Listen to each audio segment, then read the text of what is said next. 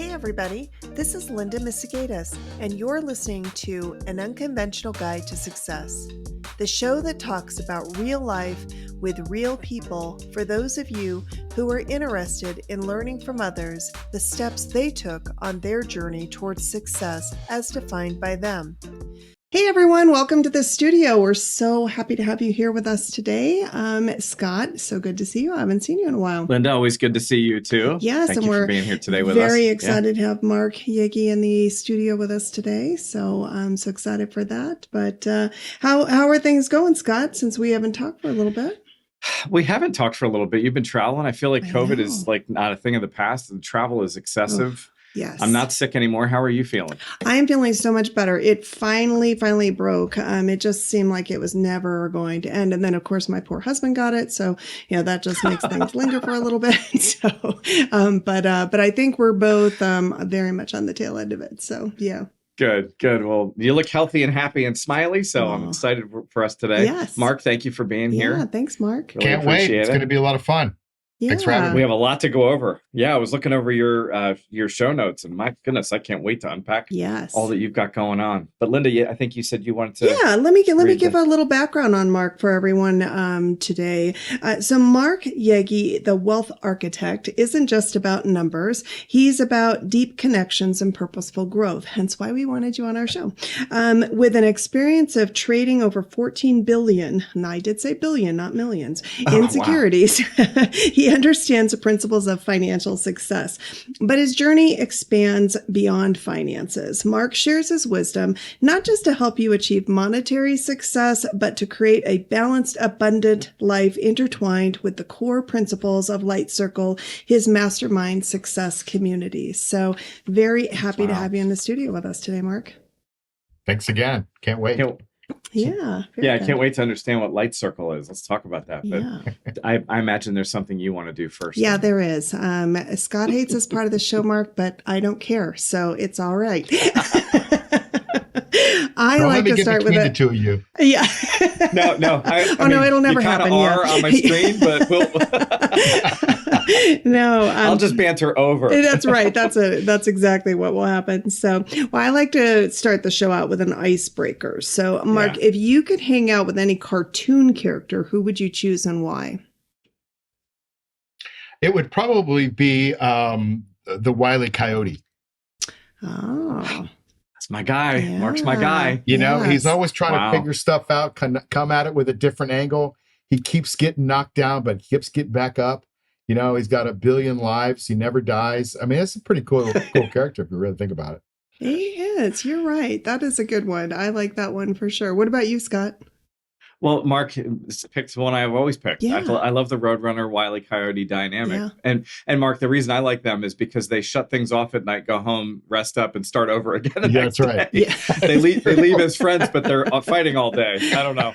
Yeah, no, I agree. Well, I think for me, Linda, for me, I'm going to go with Bugs Bunny. As I've said before, I'm a huge Looney Tunes fan, and so, but what I like about Bugs is he's just so witty, and he's got a real cleverness about him, but he also has a very laid back attitude. So, he's a very intense guy on the inside, so I think he just kind of comes across laid back and cool and calm, but I think he's actually got a lot going on in that head of his. So. Well, and for those of us who used to watch Saturday morning cartoons, I mean, there's a real relatability here. Yeah. I don't know that Saturday morning cartoons are a thing anymore, but there's like it's funny they all have meaning, and it's interesting to talk to people about what meaning they make of their cartoon. So it's a great icebreaker. I totally agree.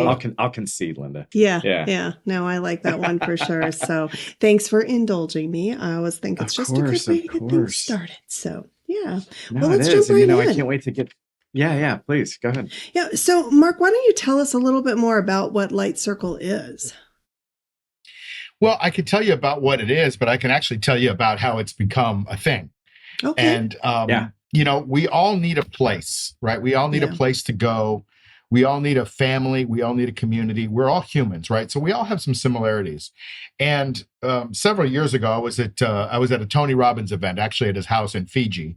And after I came back, there was this magic that was created among the 39 people that were there on this island together for, 7 or 8 days.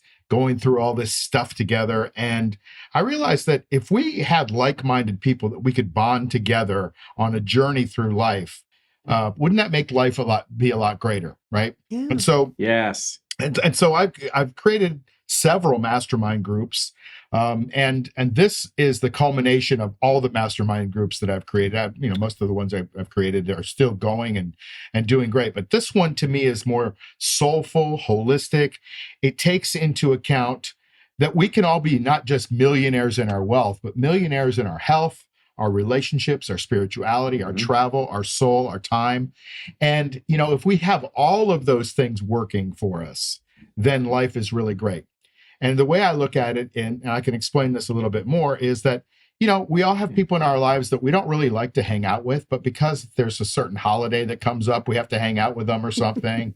And we're like, there's always that one or two people like, why do we hang out with these people? Mm-hmm. But imagine if our lives, we got to choose who we hung out with, people that got us, people that were on our path, people that were going to support us and encourage us, and maybe even be there to give us a little tough love when we didn't uphold the standards that we set for ourselves. Like we say we're going to lose weight, and all of a sudden we're indulging in a half a gallon of ice cream.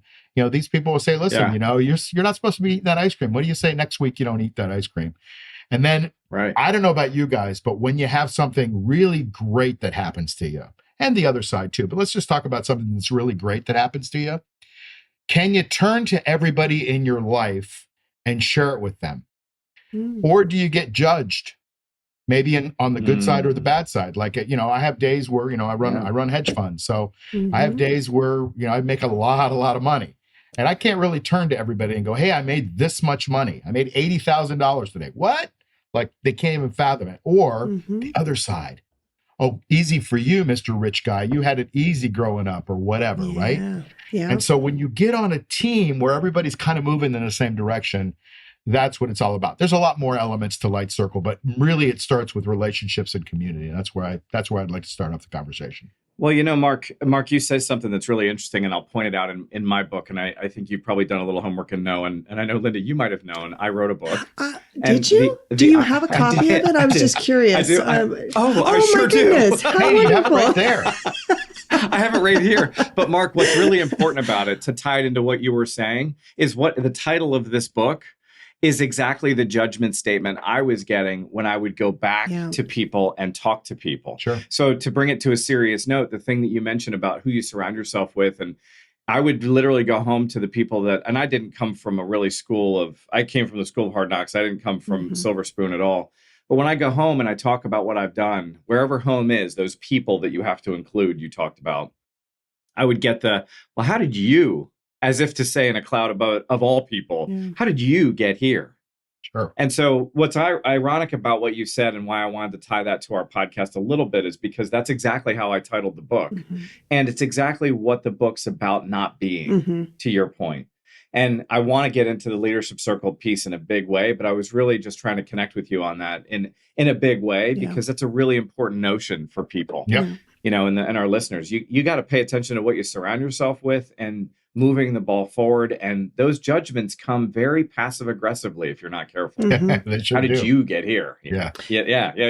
I totally agree. So anyway, I just wanted to spotlight that out. And I'm really excited about what you're doing there as far as your mastermind groups and how you're bringing people together of like mind. And I'm really fascinated with Wealth Architect and the $80,000 a day. Maybe you could tell us how to all do that. Right. Exactly. Well, as you probably know, it doesn't come without the other side. So exactly. Yes, there's always a give and take in wealth for sure, right? But interestingly enough, Mark, you did start at a pretty young age, and so talk a little bit about how did you get on your journey? So to get to a place where you are today, you achieved a lot at a pretty young age. Why? What was your foundation? Like, how did that come about? What made you not just interested, because we all have an interest in a lot of things. It doesn't mean it culminates into anything, as we grow older. Yeah. So what happened? Well, I mean, I guess I'll say that I had a really cool dad, we'll start with that. Okay. And when I was a kid, he instilled in me the ethic of, you got to do some work. You can't just get it all handed to you, right? So I was painting his cabinets in the garage, or I was mowing lawns, or I was cleaning pools in the neighborhood, and I'd made money. And one day I came home and I saw him, messing around with the Wall Street Journal and circling things in there. I'm like, "What are you doing?" I was like 12. And he sat down and he goes, "Well, this is the stock market." And he kind of started teaching me about the stock market. So I was like, "Wait a minute, can I take this money and put it into the market?" And I did. And I put in, I bought 100 shares at $3 of this little ladies' clothing company, and it doubled. And I was like, "Wow, that's cool. I didn't have to work for that. The other stuff I've been working for." And then I bought a company called US Air, which is right when US Airways became a public company after it became went from Allegheny Airlines to US Air.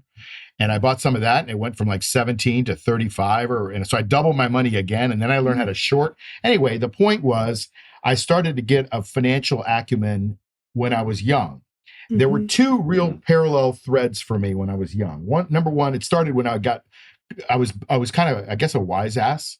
And so I was bullied a bit when I was growing up. And I started reading some of my dad's self-help books that I found on his shelf. I didn't know what self-help was, but I saw this book called How to Win Friends and Influence People by Dale Carnegie. And I'm like, hey, maybe I can get a couple of tips out of here to keep stop from getting my face bashed in.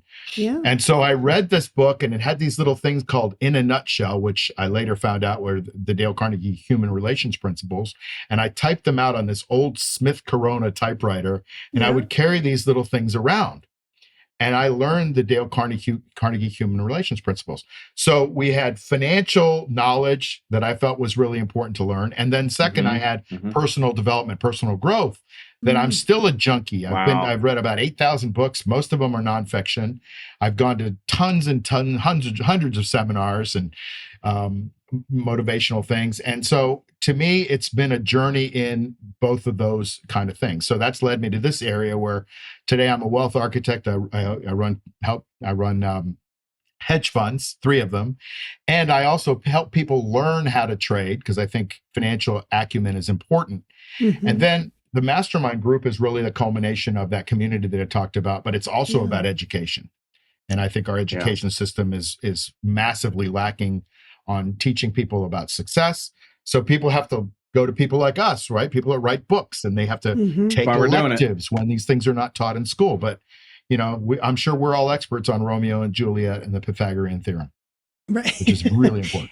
Absolutely. Glad those subjects were in school for sure. Wow, Mark. There's a lot to unpack there. Yeah, there is. I am a little curious though, Mark, for people who might be listening that would say, well, do you just surround yourself with like-minded, wealthy people then? So is it all tied up just in the dollars and cents of it all? It didn't sound like that's what you were trying to create with this new group, but I'm curious about that as people listening thinking, well, I guess I couldn't be a part of Mark's group because I'm definitely not a wealthy person. Yeah, no, I have a group for wealthy people too. So, but that's not what we're talking about today. Yeah. You know what it is when I was younger, I kind of, like all of us, thought that the programming was get wealthy and it'll solve all your problems. Yeah. And of course, I heard as I was working on my trek to become wealthy that, it's not all about the money. And I'm like, yeah, easy for you to say it's not all about the money. You've got it. But when you get it, one day I got it, and I don't remember what that day exactly was, but I looked around me and I had a house on the water in Florida, and I owned an airplane, and I had a really nice car. And I was like, okay, but I wasn't really happy. When you buy a car and you start driving it around, and like a month later, it just becomes transportation. It was really great when you drove it off the lot and you kind of like it. But after a month or two, you're like, okay, that has worn off. That's what happens with money. So have you ever watched a movie where you're like by yourself and you want everybody else to watch it too? Yeah. And that's kind of how, if you have a bunch of money and you don't have the people around you, then you're like, okay, what's the whole freaking point of this? So you want to have people around you can celebrate with, you can share experiences with. I call them magic moments. And you can share magic moments with. And that's what it's all about for me. So it's about being a virtuoso in all the areas of your life. Your health, because if you don't have health, what's the difference? If you've got a bunch of money, you're just going to take your money and spend it on health anyway. Or relationships, whether it's spousal relationships or platonic or business relationships, or spirituality, connecting with your creator. Yeah. Whatever that is, I think it's all of that. And we're not really taught any of that. If we skipped a couple of Shakespeare classes and instead we're taught about how to handle our money, or how to have human relations, Yes. how to disagree agreeably with people if we want to debate them so they're not wrong, and how to negotiate, or sexuality, any of these concepts that we just are not taught, and we have to go figure out from our big brother or somebody else, or Mark Yegge, right? Yeah. Mark Yegge right here on the Unconventional Path That's to right. Success. Mark. That's how we learn this stuff. Yeah. Mark, you're honed in right on why we do this. Linda and I believe in everything you just said. And it's ironic to me, and it continues to be ironic for the folks that we're privileged to have on our show, that they mention things like relationships, networking, communication, habits, all the things. One of the things that jumps, I'm sorry, Linda. I said health, with the wellness side of it all. Self-care and wellness. But one of the things that just to start to peel that back with you, Mark, a little bit, is who were the mentors? I know you mentioned your father, but who were the folks that you were in relationship with, or that you were partnering with in your career, that really helped you see the value of spreading this good word? Well, I call a lot of them distant mentors, and that has really put a shadow into what I'm doing today. So I'll explain that. So somebody like Tony Robbins, I've listened to Tony Robbins since I graduated from college, when somebody gave me one of his, personal power tapes or something like that. Nice. And then I took his personal power 2 program. It was on CD, and it was a 30-day program. And I said, you know what? I'm not getting what I want in life. So I'm going to sit down for 30 days and I'm going to do everything this guy says. And I did. It was in 1995. And I just started a company then, and I had no money, and it was all in debt. And I had written down all of these goals according to this book, right? Yeah. And I listened to this stuff, and I was fascinated by it. It was a lot of work, but I made this little notebook, and I set out a bunch of goals. And after the 30 days, I'm like, "Ooh, good, I'm done." I put the goals away. And you've heard this story before from probably a zillion other people. And then a year later, I went and looked at those goals, and I'm like, whoa, look at all the stuff that I accomplished, that I actually forgot that I had written them down. And I found this, and I still have it somewhere today, actually. It's in a notebook somewhere. And I'd accomplished the financial goal, the health goal, becoming a pilot goal, the getting a massage every week goal. And I'm like, wait a minute, I couldn't even fathom this until I got involved in deeper personal, success studies. And so Tony Robbins has been a big factor for me, even though we don't really know each other. We've met each other, but we don't know each other. Brian Tracy, Tony Robbins, Jack Canfield, Mark Victor Hansen, Bill O'Neill, Jesse Livermore. I can give you, hundreds of them. Were there any that weren't distant that you were in relationship with? Well, my dad was a big one for me. My dad was a success, and he was an entrepreneur, and he came from an entrepreneur, and so he was a big one for me. And then I've met several people that, our life is a book, right? And the book is made up of many chapters, and so there have been many along the way in those chapters that I've had, and a lot of them have been, relationships that I've been in with significant others. We learn something from almost everyone. Isn't that great? Yeah, it really is great. It's so true. It really is great. Well, and it's really important. It's really important for our viewers and the audience that we're trying to reach, Mark, that you acknowledge that. And I appreciate you doing that, because that's really, for me, how I got here, was through those relationships. For me, I did have a little entrepreneurial background, and I did have a few folks, but there were some real significant mentors or leaders in my life that really I paid attention to, that I honored with my notebook, if you will. Yeah. And I'm really glad to hear you solidify and sort of move that into the criteria of how you found yourself so successful.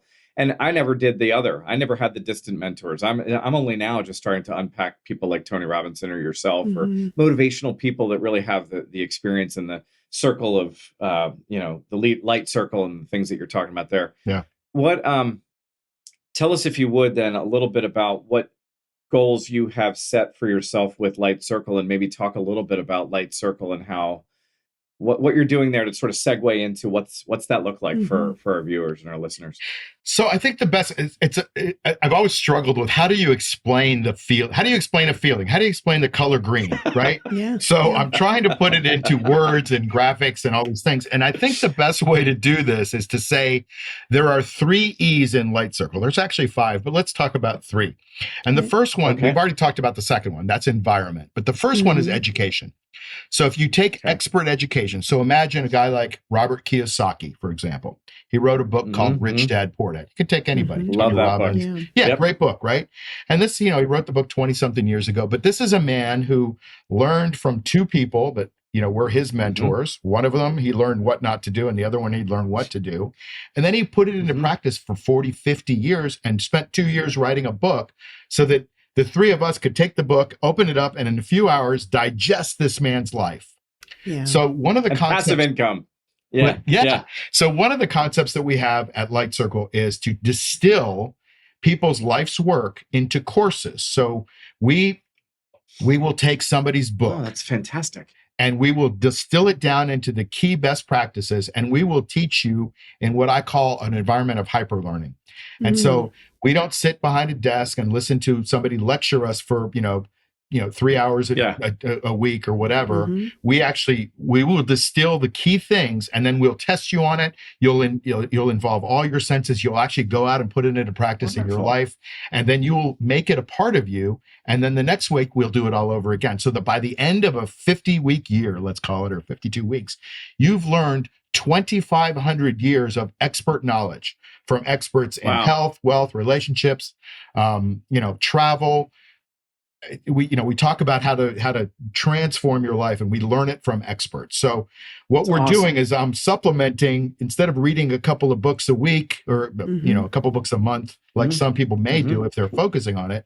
You just take a curriculum, and we feel like you get a university degree in a year of success in all of those different areas. So by the end of the year, you've got a plan on how to make $10,000, $20,000, $30,000 a month. You've got a plan on how much sleep you should get with nutritions and macro and micronutrients. Wow. You've got a plan on what you can do to have date nights every week with your significant other, or how to build better relationships. You've got a tribe of people around you that are getting you. You're opening up to them. They're holding you accountable. You're sharing on a deep level about your life, and you're all learning and growing together. So those are the first 2 E's: expert education and environment, which is really important. We all know the quote from Jim Rohn: "You're the average of the 5 people that you hang around with," right? Yeah. And then the third one is empowerment. And this is probably the biggest one. This is probably 90% of everything. I think everything is, 90% of most things are mindset. And so giving you that can-do attitude, that positive attitude, reframing things when things go bad, that it's an opportunity. It's not a set down, but it's an opportunity for a setup.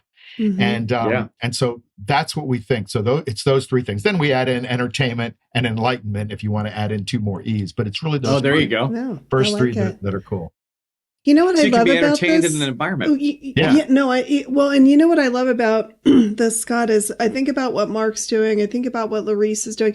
And I think even about what you did with the book is exactly what you said, Mark. We did not get these lessons in life. And kids today still aren't getting these lessons in life. And I always say, I was brought up through the school of hard knocks. I didn't go to college. I was fortunate enough to have a lot of opportunities throughout my life. But I worked really hard, to your point. But I had to learn so many things the hard way, and how much easier it would have been to have someone who would have set that course for you a little bit differently, right? So not in traditional education, because I know we were joking a little bit about that, but there's so much truth in that, in the way that conventional education is set up today.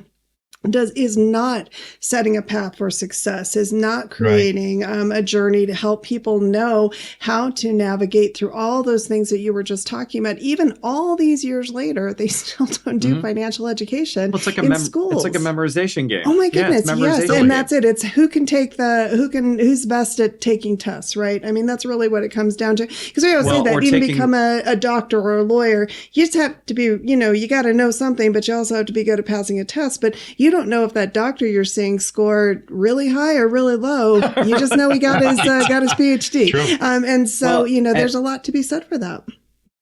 And sending my kids to school now, I have school age kids, and I actually changed the school they came from because the school they came from was allowing them to take the test until they passed it. Oh my goodness. Wow. Yeah. That was literally part of the curriculum. Wow. Because the teachers needed to be assessed on the quality of teaching, not what was actually retained. Yeah. Crazy. So, and it's an interesting subject. And Mark, I'm really glad you're touching in on it, because your Light Circle organization sounds like magic to what we're trying to do. And what a compliment, because we only have my small book, but we're bringing people like you who can bring in the storyline for all those folks. I almost called this book What You Didn't Learn in College, truthfully, but I didn't want to piss off the schools and colleges that ultimately I'd like to teach the book in, because you're right. Such a disparity in what kids are learning, how they're learning, and what they're expected to know as a result. Yeah. So I'm really, I appreciate what you're doing there, and that's fantastic. Who are some of the folks that you're working with now that you're integrating their life story into your program? Yeah. Anyone we would all know, or? Actually, well, we've got an event coming up in January called Your Greatest Year. It's actually our kickoff event, because Light Circle has really been a culmination of a lot of effort from a lot of people to get to this point where we actually are now starting the launch. But the event is in January. We have some great speakers on there. But I wanted to, can I just back up? And you guys each mentioned kids in your comments. And I want to talk about that because we are a nonprofit organization, not-for-profit organization. And our ultimate cause is to help kids. And, we want to start with, I don't have my own kids, but I something got me with this stuff lately that we're talking about with this sexual slavery and this trafficking. Yeah. And so I want to help. That's the deep, serious one. And then we also have a fairly serious one in our education system. So if we can take, whatever proceeds that we make and plow it back into helping kids. They cost about, I think the latest statistic is it costs $3,200 to save a child from sex slavery. Wow. Well, if we can save one kid, that would make all of this worth it. And so that's what we're really doing. Well, that's really fascinating, Mark. And where I live in DC, one of the biggest areas in the country for sex trafficking is in a mall 5 miles from my front door. Really? Yeah. And it's fascinating here in DC area. Yeah. So, and I got that stat from a guy who is in the system preventing and working it. So I don't know how accurate it is, which is why I'm not giving you exact locations, et cetera. Sure. But I am on board with you, having a 10th grade daughter and a 10th grade son. Oh my God. Who are literally, wanting to roam these halls.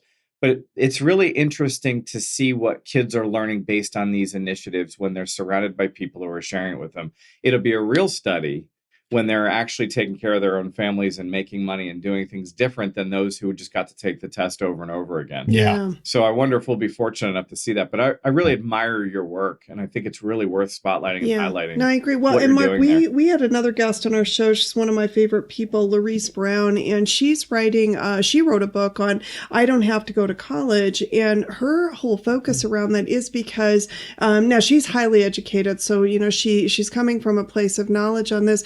But her whole focus is also similar to the path that you're talking about, which is why I love what we're hearing and what we're seeing is that more and more people are starting to recognize that if we don't start to do something different in how we're educating our young people and providing them with a path forward, because we all grew up in a much different world than these children and young adults are living in today. Our worlds were so small in comparison to what they're exposed to today. And we are not providing them with the foundation and the framework to be successful in this environment, this global environment, this highly competitive, all this social media, internet, all these things coming at them. To your point, we've not even taught them how to emotionally deal with all of this stuff. And then you take all of those other components and how do they find that path? And often what they end up doing is they see that social media influencer and think, well, I'm going to go do that and I'll get rich quick, right? Because they think that's the answer to it. And it's not. How many people try that and fail? And you just don't realize it. So I agree with Scott. I really love the work that you're doing. Thank you. Why so much passion? Like you said, you don't have children yourself. I mean, so aside from the horrific side of what we're seeing of what's happening to our young people and what's happening, humanity, what are some of the other reasons that draws you to do this to really kind of help other people? Well, I guess part of it is selfish because I know what it's like to be with a community of people that are all moving in the same direction. I play music. I'm a piano player and musician. And I don't know if you all play, but if you play music with somebody else, there's something that happens in that. And like, there's no other feeling, right? When you're singing with somebody, you're playing music with them, like the time just flies and it's just an amazing feeling. So it's the same kind of a feeling when you get into a mastermind group. And by the way, Linda, you mentioned that we're falling short on, what kids are going to do. 2/3 of the jobs, I read a statistic, 2/3 of the jobs in 20 years are not going to even be in existence today. Or are not in existence today. So we've got to learn how to learn because even when you're a lawyer and God bless the lawyer. God bless the lawyers. Does that make sense? Okay. No, don't do that. Maybe. I don't know. I've got some in the family that gives me a license to say. God bless the lawyers, because what happens is you go to school and you go to another 3 years on top of it. And then what happens after you graduate, you've got to be a law clerk or you've got to work really hard and learn the law business, even after you've gone to 7 years of school to become a lawyer. So we've got to learn how to learn. And I don't think people coming out with political science degrees or some of the others degrees, I mean, some of them are valuable and some of them are a little bit less valuable, let's say. And so you have to figure out, how do we adapt in this rapidly growing, ever-changing landscape with AI and robotics and all these things that are coming out that are going to be taking the jobs we have today? We have to be able to adapt. I'm not saying we got to stop technology. In fact, we've got to enhance it. But we've got to know where it's going.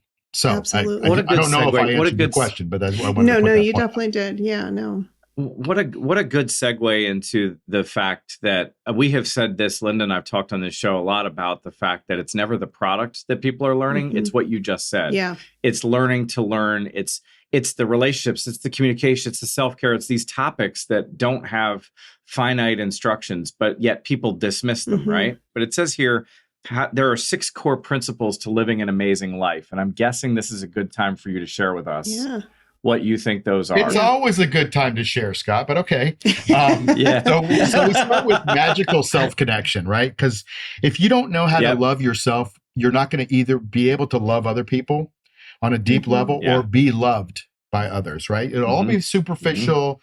I'll give you this if you give me that, tit for tat relationships, we call them. So magical self-connection, where you actually learn how to be with yourself, right? I'm right now, I'll get to this in I'll talk about it in the next second. So magical self-connection is one of the places we could start. Then we go to pure relationships. I wrote a book called the 20 Keys to Pure Relationships. And they're not always spousal relationships or significant others. They're just human relationships, right? Yeah. But most of them begin with trust. But if you have good relationships, you have a great life, right? And so the quality of relationships really does reflect. Then we talk about abundance, not just wealth and money, but we talk about balanced abundance, because having wealth is one thing, but having the way, how do you spend your money? Does it matter if you have a Gucci bag and a Lamborghini, or does it matter if you have great relationships and you drive a Ford Explorer? I don't know. But there's different ways, but you've got to be balanced in your approach to abundance. We also have youthful health. So if you're feeling youthful, right? Then that creates a totally different energy than if you're not feeling, you could just be a little bit healthy, but feeling youthful is what it's all about. Having energy. That's really critical thing.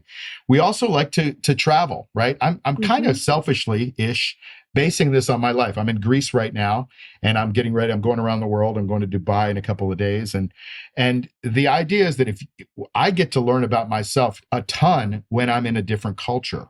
Yeah. And I get to get different ideas about things that I want to do in life. And it opens my mind up so much. And I'm trying to give that to other people. And then what did I miss there? Health, wealth, and then spirituality, profound spirituality. There it is. Connecting with our creator is, I sometimes leave this one for last, and I don't know why. But if you're connected with your creator, whoever that is for you, and you're allowed to choose whoever you want, but most of the people that have really good spirituality, right? Good spirituality. It's hard to put that. Yeah.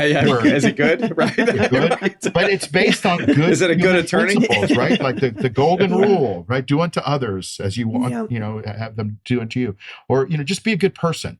And most spirituality practices have that concept in it, and some even have that magical self-connection. So working all of those together is really the kind of environment we want to move forward with, because now if you make this a part of you, some people join country clubs and they get to play golf with other people.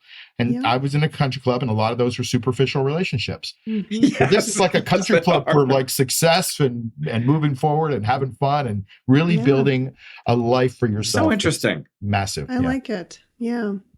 No, that's so interesting. And so that's the foundation of your Light Circle agenda, or maybe even curriculum, and then insert topics and book writers and experience. Yeah. This is fantastic. No, I like it. Really is in line with what we're trying to do and what we're interested in sharing around there. Great. So having created that and getting people out there, I mean, the website is lightcircle.org. Is that up and running and ready to go? Yeah, up and running, ready to go. And if you want to sit, you know how at the end of the year, and we're getting into the end of 2023 right now, at the end of the year, we kind of go, you know what? I think I want to lose 10 pounds. Yeah. Yeah. I am going to set a goal. Training to lose budget 10 pounds. needs to be spent. Yeah. If you go join a gym and by February 1st, you're off the whole 10 pounds thing. Well, we want to actually sit down in it's a weekend long course, five hours each day, with experts from the different fields we've just talked about, and actually sit down and plan your life for the year. Right. So we can make 2024 your greatest year. Yeah. And if you just plan it to lose 10 pounds in your health, part of your life, that's great. Because if everything doesn't work out with that and kind of dovetail in with that, you don't sustain it. So you have to be able to sustain that goal by holistically changing the rest of your life, changing your habits, your time management, the other things that you're trying to go for as well, and making it all work together. Otherwise, you have a goal that fails by February 1st. So we want to sit down and actually plan holistically, and that's the only way you can plan. You can't just say, I want to lose 10 pounds and forget about it. You actually have to plan a plan on how to do that. So we call those smart goals. Yeah, smart goals too. So you can specific, measurable, achievable, reachable, and I can't even think of I never get them all. But that's a really time bound. Yeah, time bound. That's a really smart way to do it. So as I'm constructing your Light Circle, we've got authors and we've got folks coming in that bring their life experience, and outside of technology that's changing, we've got a curriculum that is very based on your 6 core principles. And then you've got a kickoff that basically is a worksheet of life for the year ahead so that you can review your process.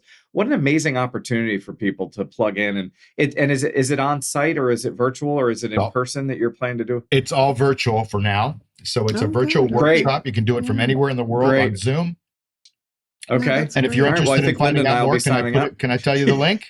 Yeah, please tell us the link. Yeah, it's you can just go to 2024yourgreatestyear.com. Wonderful. I like that. Yeah. Easy to remember. 2024yourgreatestyear.com. Or if you go to lightcircle.org, it's on the front page as well with the events page. But I think that's great. I hope a lot of people check that out for sure. Mark, one thing I'm curious about though, what do you think makes either this program or this time different? Because most of these guys, even the ones that you reference, like Tony Robbins, has been around forever, and a lot of these principles have been around forever. But I know for me coming up, there was a lot of skepticism, in my parents' generation for sure, and that was ingrained in me as well, right? That these are just rich people who were, selling you to get more rich. It has nothing to do with really helping you. But I think that what I'm starting to see though is a resurgence of all of that stuff, because really the concepts haven't changed in all the years. All those things like what we talk about, the simplicity in it, goal setting, wellness, financial wellness, all of those sorts of things. Those are core principles that we're not taught, that we kind of learn or we don't learn throughout life. And that sets us on a journey. What's different today, and what's different about what you think, like what you're doing that people, so for our listeners, they go, yeah, I want to be a part of Mark's program, because there's something different about that. Thanks. Yeah. I would say the difference is that we put it through hyperlearning, and, okay, so I guess I have to make comparisons for me to even be able to elucidate my thought. But if you want to go to college, what do? Take 4 classes a year or a semester? And what is that, 8 classes a year? You might learn 7 or 8 subjects in a year. Yeah. Wow. Okay, cool. And how much do you spend on a college? I have somebody in our family that spent $70,000 a year, $280,000 on a college degree. Mm-hmm. Yeah. It's about right. About right, I've got a college age kid too, right? Yes. And so at the end of that, you might take 40, 50 classes. We learn 50 subjects in a year, and we don't sit and, take notes about them, time over time, get tested. It's not all theory. It's actually, you're putting it into practice. Yeah, we put it into practice. We have to go back to our light spheres. We have little light spheres in our group with 4 to 6 people that meet every week, and we talk about what we've done this week to implement the learnings that we just were exposed to, and so that's different. Like we're really taking. It's not just one Tony Robbins thing. It's a couple of Tony Robbins things, and some Brian Tracy, and sprinkling in some Deepak Chopra, and adding in some Eckhart Tolle, The Power of Now, and Michael Singer, The Untethered Soul. And what's that? Yes. I love Eckhart Tolle. Such a good book. We might even throw Scott's book in there, and there. Who knows? Okay. This is all important stuff. Did you know I wrote a book? Oh my God! Imagine. Yeah, I'm so sorry we didn't share that with you, Mark. So okay, we can talk about that. Yeah, but no, that's really. We also have principles that we also sprinkle in, because these are first principles thinking. Things like SMART goals, right? Yeah. There's all kinds of things like what they say about sleep. And we go deep into what sleep is about. That's an important part of health that very few people talk about. It really is. So I'm sorry, go ahead. No, I was just going to compliment what you were saying, Mark, in that, and I've even sort of losing my thought on that, and in that it's innovative. Here it comes back. It's innovative what you're doing in a way that matches the times. Yeah. We are strumming through our phones. We are looking at TikTok. We are looking at Instagram. We're looking at social media, and we are getting imprints. Yeah. I don't think people have the patience for 4 classes for 8 months and to write a check for $70,000. So you can cut that in half and make that double the experience while I'm scrolling through it. Yeah. Is that what you're saying? That hyper learning is so critical in our day and age. Yeah. It's really a smart move. Yeah. Thank you. I mean, I'm trying to come up with a saying for what we do, but I think the saying is, give me 2 hours a week and I'll make you a millionaire in your health, your wealth, your relationships, and your spirituality, and knock off a bunch of things off your bucket list for 2 hours a week. If you can give up a little bit of Netflix and maybe a little bit of Facebook, you can get an incredible amount of knowledge and a community to surround yourself with. No, I like Smart. that. Well, and I think, you hit on something really important there too, because we like to pretend that we are all so busy, like we don't have time for any of this stuff. When the reality of it is, and my husband says this to me all the time, Linda, you have time for what you choose to make time for. So when I'm, complaining about how busy I am and how I can't do that, he's like, well, maybe you shouldn't have wasted an hour, like Scott was, maybe scrolling through social media or doing, it's like, if those aren't the things that are really important to you. And I think that's where we've gotten lost in this, because there are so many things we have that are distractions that are taking up our time, that we have lost focus. And I think that by being able to have those like tidbits, that kind of take you through, but it sounds like what you're doing is a way of kind of forcing that focus in a positive way, though, to say, I'm not going to just lecture you. I'm not going to sit here and listen to somebody tell me their life story, and then I'm going to somehow try to incorporate that into my life. You're taking those learnings and you're taking the important components of it, and then you're showing me how I can take those pieces and apply those into my life. And I think that's a consumable way of learning that we need in today's environment. So yeah, I totally agree. Yeah, it's a good approach. Thank you. For sure. Great. Yeah, very consumable, very digestible, like you said. And I think that's really important for our listeners to hear. And I love that we know how to reach you and how you brought that to life. How many folks are you partnering with to do this, or is this your baby? I think it's the world's baby. But I don't have a lot of partners in this, except for the members that are going to be the partners in this thing.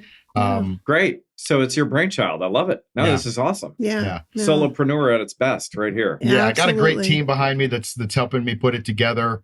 And we've got some creative people and some motivated people and some passionate people. And then hopefully it'll grow as a movement. I see it more than just a little community. I see it as kind of a movement. We have values and principles and knowledge and community and all the things that I think the world really needs today.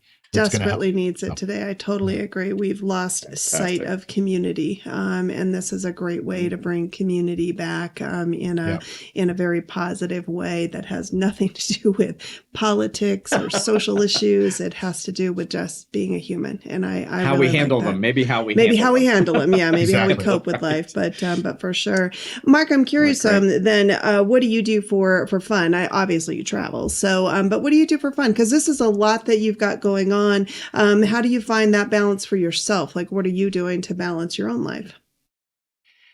So I find the creativity is the juice of life. So Yeah. I've been able to go into Light Circle and really put in a lot of creative process into this. It's been a lot of fun. Creating other businesses. I have several other businesses. I've written 7 books. I've created lots of courses. I have another mastermind that's very, very active and in the stock market. So these are all fun things for me. There's not a lot of work in my life. It's all play. But if you really boil it down to, you touched on it, Linda, it's travel. So I just got a new motorcycle here in Greece, and nice. I'm exploring a couple of islands, and then I'm going to park it and keep going around the world all the way east. So that's fun. where I'm going to have to stay in touch with you. Yeah, please. I'm going to Greece in July for 2 weeks. So I'm looking forward to what I don't know. I'll reach out. Yeah, let me know where you want to go.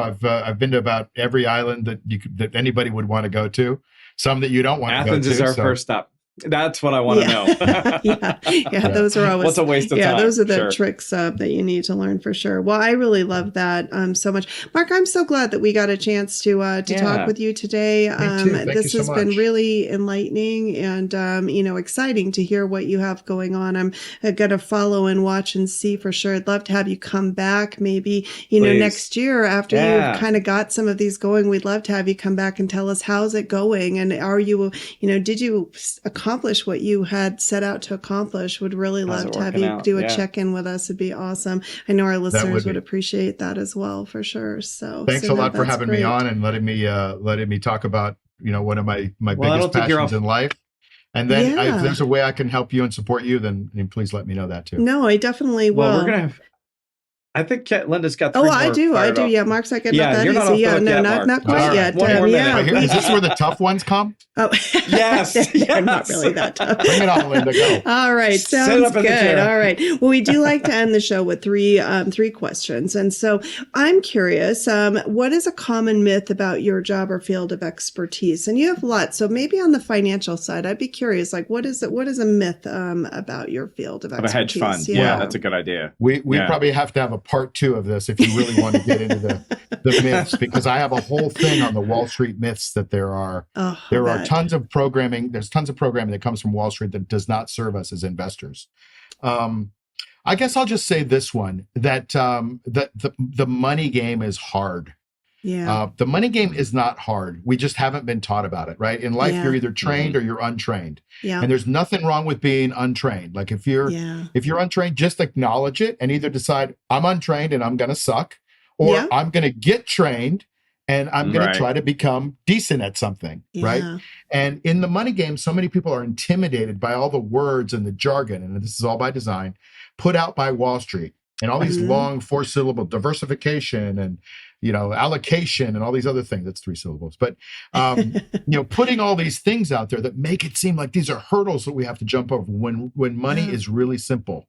It's you learn to earn, you earn to save, you save to invest, you invest for passive income, and then you protect your assets. And so if you can just learn those little things, then you're better. You're way better off. So the big myth is that money is hard. Make money easy, break it down into simple things and learn them, and money becomes easier. I love that. Boy, that's a great one. Lesson. Yeah, that is a really great lesson for sure. Yeah. Well, and along those lines, so what is the most important lesson you've learned over your career thus far? That's a good one. Most important lesson I would say is that just to be humble. I like that. And there's a period, we call it in the market, we call it beating our chest, right? We have a period, like I had a year in 2000, and I think I want to say 2014, when I was invested in Facebook and everybody was saying, oh, Facebook is never going to make it. They're not going to be able to transition from the browser to the phone. And I was like, no, I think this guy's got it figured out. Yeah. And I was right. And I made a ton of money that year, had an incredible year for my investors. And I was like, everything's great, And then the market god slapped me down a couple of years later.